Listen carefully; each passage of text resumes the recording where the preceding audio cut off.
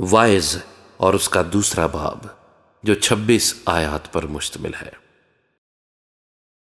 میں نے اپنے دل سے کہا، میں تجھ کو خوشی میں آزماؤں گا، سو عشرت کر لے۔ لو، یہ بھی بطلان ہے۔ میں نے ہنسی کو دیوانہ کہا اور شادمانی کے بارے میں کہا، اس سے کیا حاصل؟ میں نے دل میں سوچا کہ جسم کو میں نوشی سے کیوں کر تازہ کروں اور اپنے دل کو حکمت کی طرف مائل رکھوں، اور کیوں کر حماقت کو پکڑے رہوں، جب تک معلوم کروں کہ بنی آدم کی بہبودی کس بات میں ہے کہ وہ آسمان کے نیچے عمر بھر یہی کیا کریں۔ میں نے بڑے بڑے کام کیے، میں نے اپنے لیے عمارتیں بنائیں اور میں نے اپنے لیے تاکستان لگائے۔ میں نے اپنے لیے باغچے اور باغ تیار کیے اور ان میں ہر قسم کے میوہ درخت لگائے۔ میں نے اپنے لیے تالاب بنائے کہ ان میں سے باغ کے درختوں کا ذخیرہ سینچوں۔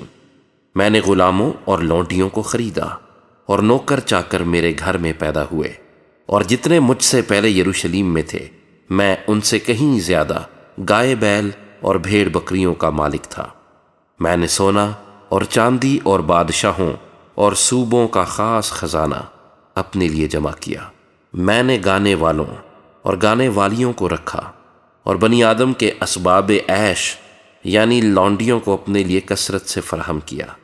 سو میں بزرگ ہوا اور ان سبھوں سے جو مجھ سے پہلے یروشلیم میں تھے زیادہ بڑھ گیا۔ میری حکمت بھی مجھ میں قائم رہی، اور سب کچھ جو میری آنکھیں چاہتی تھیں میں نے ان سے باز نہ رکھا۔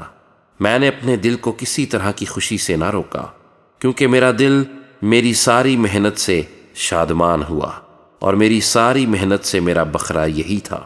پھر میں نے ان سب کاموں پر جو میرے ہاتھوں نے کیے تھے اور اس مشقت پر جو میں نے کام کرنے میں کھینچی تھی نظر کی، اور دیکھا کہ سب بطلان اور ہوا کی چران ہے اور دنیا میں کچھ فائدہ نہیں۔ اور میں حکمت اور دیوانگی اور حماقت کے دیکھنے پر متوجہ ہوا، کیونکہ وہ شخص جو بادشاہ کے بعد آئے گا کیا کرے گا؟ وہی جو ہوتا چلا آیا ہے۔ اور میں نے دیکھا کہ جیسی روشنی کو تاریکی پر فضیلت ہے، ویسی ہی حکمت حماقت سے افضل ہے۔ دانشور اپنی آنکھیں اپنے سر میں رکھتا ہے، پر احمق اندھیرے میں چلتا ہے۔ تو بھی میں جان گیا کہ ایک ہی حادثہ ان سب پر گزرتا ہے۔ تب میں نے دل میں کہا، جیسا احمق پر حادثہ ہوتا ہے ویسا ہی مجھ پر بھی ہوگا۔ پھر میں کیوں زیادہ دانشور ہوا؟ سو میں نے دل میں کہا کہ یہ بھی بطلان ہے، کیونکہ نہ دانشور اور نہ احمق کی یادگار ابد تک رہے گی، اس لیے کہ آنے والے دنوں میں سب کچھ فراموش ہو چکے گا، اور دانشور کیوں کر احمق کی طرح مرتا ہے۔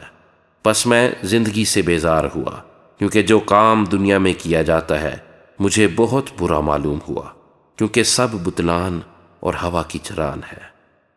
بلکہ میں اپنی ساری محنت سے جو دنیا میں کی تھی بیزار ہوا، کیونکہ ضرور ہے کہ میں اسے اس آدمی کے لیے جو میرے بعد آئے گا چھوڑ جاؤں، اور کون جانتا ہے کہ وہ دانشور ہوگا یا احمق۔ بہرحال وہ میری ساری محنت کے کام پر جو میں نے کیا اور جس میں میں نے دنیا میں اپنی حکمت ظاہر کی ضابط ہوگا، یہ بھی بطلان ہے۔ تب میں پھرا کہ اپنے دل کو اس سارے کام سے جو میں نے دنیا میں کیا تھا نا امید کروں، کیونکہ ایسا شخص بھی ہے جس کے کام حکمت اور دانائی اور کامیابی کے ساتھ ہیں، لیکن وہ ان کو دوسرے آدمی کے لیے جس نے ان میں کچھ محنت نہیں کی اس کی میراث کے لیے چھوڑ جائے گا۔ یہ بھی بطلان اور بلائے عظیم ہے، کیونکہ آدمی کو اس کی ساری مشقت اور جانفشانی سے جو اس نے دنیا میں کی کیا حاصل ہے، کیونکہ اس کے لیے عمر بھر غم ہے اور اس کی محنت ماتم ہے، بلکہ اس کا دل رات کو بھی آرام نہیں پاتا۔ یہ بھی بطلان ہے۔